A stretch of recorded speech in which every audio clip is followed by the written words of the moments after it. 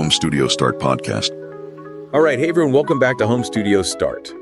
I'm excited for this one. Yeah, this is going to be fun. It is. So today we are diving into... Ooh, diving in. Yeah, we're diving deep into reverb and delay. Two of my favorite things. I know, right? Essential.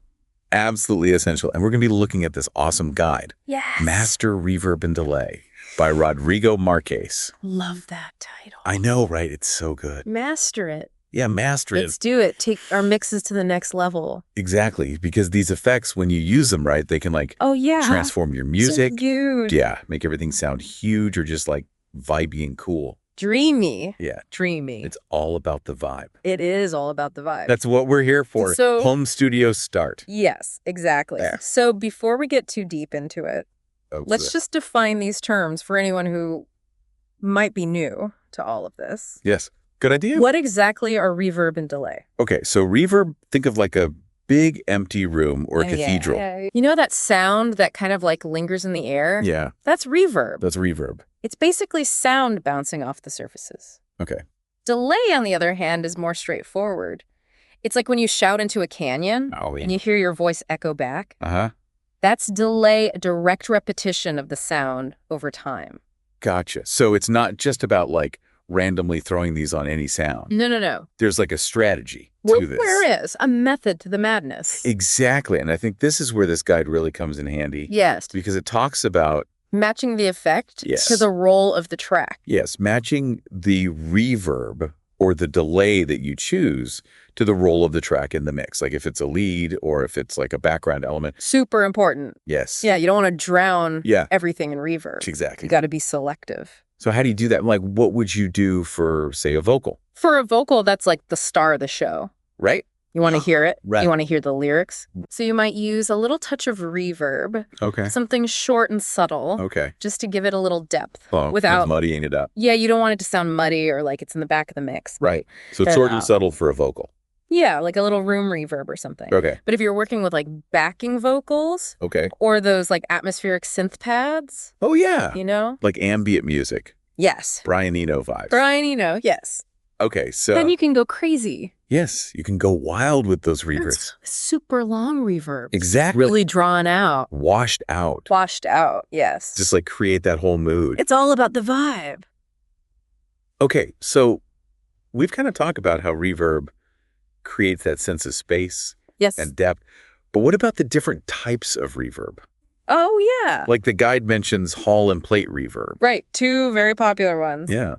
Hall reverb, think of like a grand concert hall. Oh, yeah. So spacious, like majestic. Even so that can make a vocal sound huge. Okay. Or any instrument, really. Right. Then you have plate reverb, which is a bit denser. Okay. It's got this like metallic kind of sound. Oh, interesting. Really cool for adding a vintage feel to drums or guitars. Oh, that's cool. I like that. Yeah. So how about delay then? Delay. Besides that obvious echo, what else can we do with it? So much. Delay is all about space and rhythm. Okay.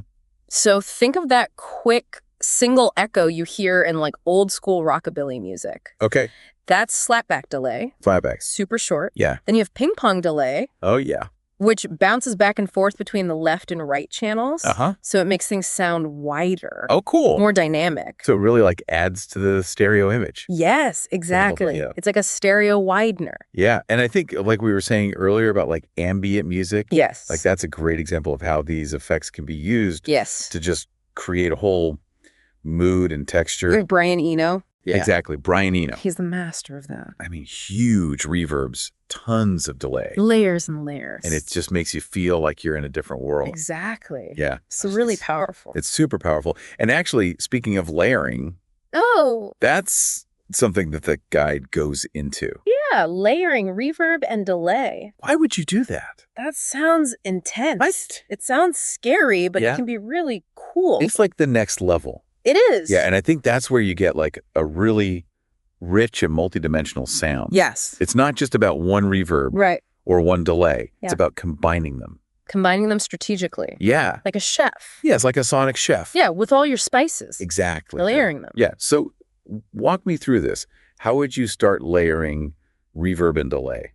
Okay, so imagine you start with a really subtle reverb. Okay. Just to add a little bit of depth. And then you layer a short delay on top of that for width. Okay. It's a little bit wider. Depth and width. Yeah. But you can take it even further. Okay. I like where this is going. So let's say you add a longer reverb to a vocal, for example. That's going to create a sense of distance. Oh, okay. Like the vocal is far away. Yeah. And then you throw a more complex delay pattern on top of that, like a ping pong delay. Oh. That's when things start to get interesting. Wow. We're creating this really unique sound. Yeah. And it's evolving. He's evolving, yes. That's cool. And the guide uses this example of a synth pad. Yes. Like the synth pad example. Yeah, like layering all these different reverbs and delays. All the things. And it starts out as like this simple sound. Right. And then becomes this massive soundscape. Yeah, this huge like evolving texture. It's so cool. Yeah, so it's like you're using these effects to build a world around the sound. A sonic world. Yeah. That's what we're all about. But there's a but. There's always a but. With great power comes great responsibility. Right. It's easy to go overboard with layering and just like make things sound muddy. Muddy, yeah. Like a blurry mess. Yeah. So what's the key? Balance. Balance. And listening. Critical listening. Critical listening. So making sure that all these extra layers aren't burying the original sound. The original sound has to shine through. Exactly. So it's all about finding that sweet spot. Yes. Yeah. Where the effects are enhancing. Enhancing, not taking over. Not taking over, yeah. You're supporting the original sound. Okay, so we've got the basics now. We do. Reverb, delay. Check and check. Different types, layering. Where do we go from here? Now we got to talk about control. Yes. Like how do we actually like tame these beasts? Exactly. Like how do we shape them? Yeah, because they can get out of control. They can. Yeah, so next time. I think we need to dive into like the controls. Yeah, the knobs, the buttons. All the things. All the things that will help us control these effects and really make them work for us. Yes, master them. Exactly. Can't wait. Welcome back to Home Studio Start. All right, jumping right back in. Deep dive continues. It does. Reverb and delay. Yes, and last time. Oh, yeah. We left off on a bit of a cliffhanger. We did. Talking about control. Control. How do we actually control these effects? Yes. So they don't take over our mixes. Exactly. They can get out of hand. Yes. So let's talk EQ. Okay. How do we use EQ with reverb and delay? Okay, so EQ is your friend. It is. When it comes to these effects. And we touched on this a little bit last time, but the guide goes into more detail about using EQ not just on the reverb itself, but on the dry signal too. Oh, on the dry signal before it even hits the reverb. Exactly. Okay. So let's say you have a vocal track. Okay. And it's got like a boomy low end. Yeah. If you send that raw signal to a reverb, that boominess is going to make the reverb sound muddy. Oh, so you're basically giving the reverb a cleaner signal to work with. Yes, exactly. By EQing the dry track before it goes to the reverb. Yeah, clean it up before it hits the reverb. Yeah. And then your reverb will sound more focused, more transparent. Like less muddy. Way less muddy. That's a great tip. Right. I'm definitely trying that. Do it. So what about pre-delay? Pre-delay. We talked about it briefly last time. We did. But I think it deserves a deeper look. It's a little control.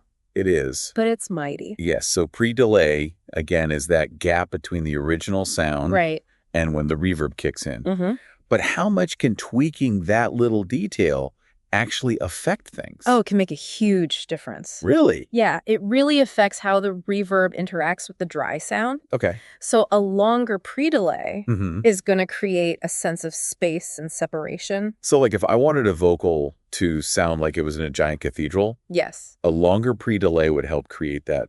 Exactly, that vastness. That vastness. Yeah, the vocal kind of hangs in the air for a moment before the reverb swells up. I like that. Right? And then a shorter pre-delay is going to blend the reverb more seamlessly with the dry sound. Okay, so for a snare drum, if you want it to be like powerful and big, but not too distant, you would use a short pre-delay. A short pre-delay. Okay, to keep it punchy. Exactly. Okay. It's about finding that right balance between separation. Separation, connection. Connection. Okay, cool. It's a delicate dance. It is. But it's worth it. Okay, so pre-delay, subtle, but mighty. Mighty.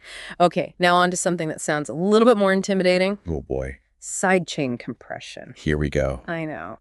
The big, scary one. It does sound kind of scary, but break it down for me. Okay, so. What is the deal with sidechaining, reverb, and delay? So sidechaining, it's basically using one signal to control another. So like one sound is controlling the volume of another sound. Exactly. Okay. In this case, one sound is controlling the volume of the effect. Okay, so give me an example.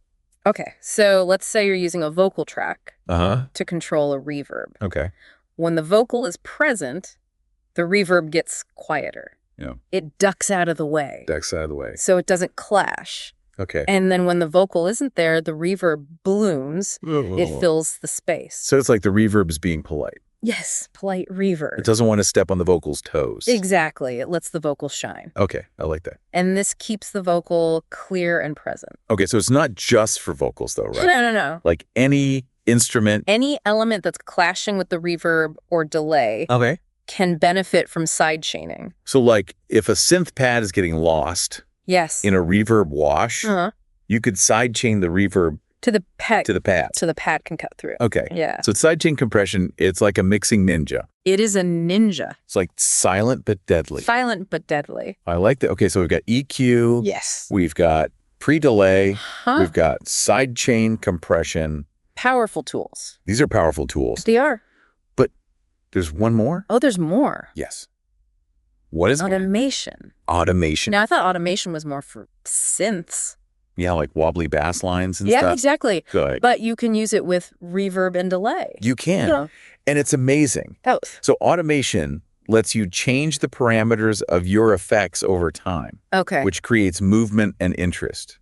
So like you could automate the decay time of a reverb. Yeah. Make it shorter during the verses and then longer during the choruses. Exactly. Okay. So you had this like dynamic contrast. Between sections. Okay. Or you could automate the feedback of a delay to build tension. Oh, like in a movie score. Yes, like those big cinematic scores. Yeah. So much drama. Yeah. Or you could automate the panning.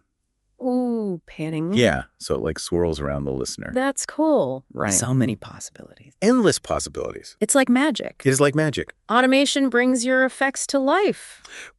It does. They're not static anymore. They're like living, breathing things. Exactly. They're like little creatures in your mix. All right, so my head is spinning with all these possibilities. That's a lot. Before I like go crazy and start experimenting, yeah.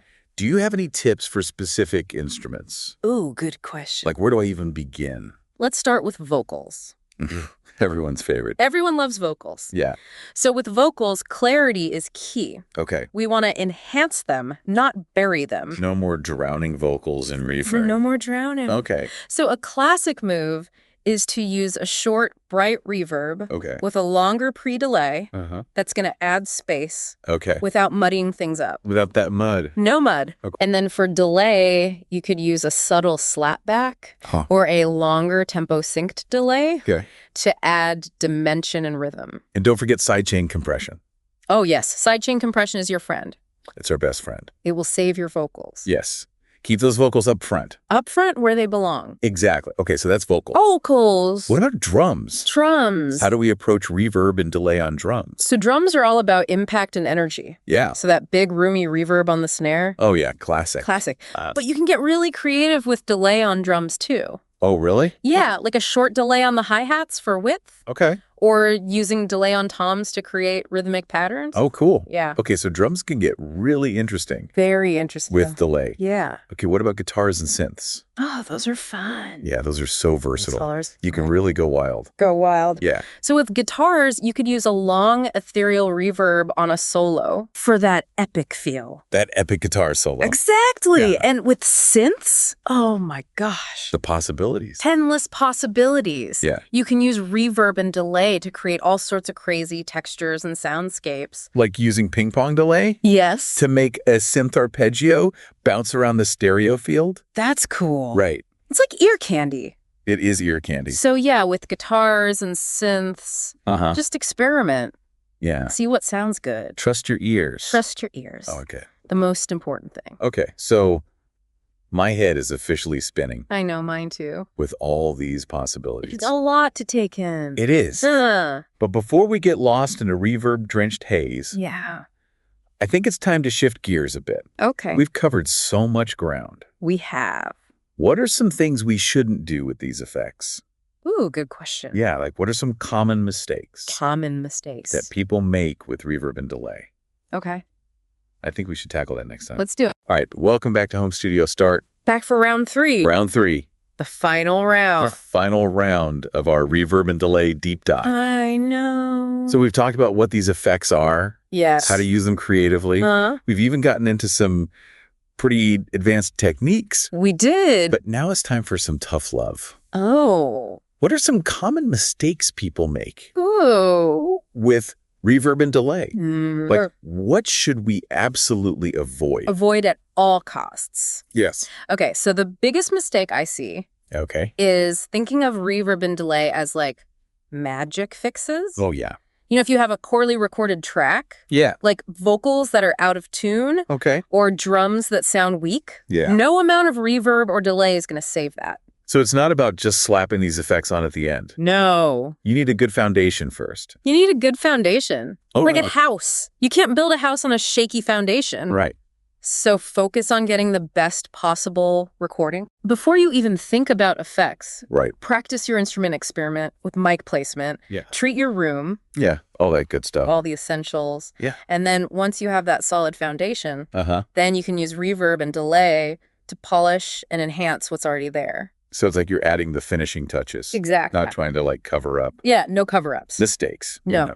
Another common mistake. Okay. Too much. Way too much. Oh, yeah. Like drowning everything in effects. I'm guilty of that. We've all been there. Especially when you're first starting out. Right. You get excited. The knobs are there. The knobs are there. They're begging to be turned up. Exactly. But resist the urge. Resist the urge. Too much reverb or delay can make your mix sound muddy, washed out, lacking definition. Yeah, like no separation. No separation of the instruments. Everything just blends together. Yeah, it's like a wall of sound. A wall of mud. A wall of mud. Not good. Okay, so how do we avoid that wall of mud? Start small. Start small. Less is more. Less is more. It's so true with these effects. Okay. Start with subtle settings and gradually add more until you achieve the effect you want. Yes. And most importantly, listen critically. Critical listening. Yes. To how each effect is impacting the overall mix. The whole mix. Not just the individual track. Exactly. Okay. Because what sounds good on its own might not sound good in the context of the whole mix. Right. So if it's making things sound worse, don't be afraid to pull back. Okay. Don't be afraid to use less. So I feel like a lot of people might be listening to this and thinking, like, am I using these effects correctly? Yeah. Is there a right or a wrong way That's the thing. to use reverb and delay? There are no rules. Really? No rules in music. That's kind of liberating. It is liberating. Yeah. It's all about what sounds good to you, what serves the song, and what helps you achieve your artistic vision. So trust your ears. Trust your ears. Experiment. Experiment. And most of all, have fun. Have fun. That's what it's all about. It's about the joy of creating. Yeah, and finding your own sound. Your own sound. Not trying to copy someone else's. No. So as we wrap up this reverb and delay deep dive, what are some final words of wisdom that you'd leave our listeners with? Remember, reverb and delay are your friends. They're our friends. Not your enemy. Not our enemy. They're tools that can add depth, space, texture, emotion. All the good stuff. All the good stuff. To our music. To your music. Okay. Use them wisely. Wisely. And you'll be amazed at what you can create. I love that. Yeah. Okay, so that's it for this episode of Home Studio Start. Sad to see it go. I know, me too, but we'll be back. We'll be back with more. More deep dives. More deep dives, more fun, more music production. Goodness. So in the meantime, keep creating. Keep rocking those home studios. Until next time. Bye. See?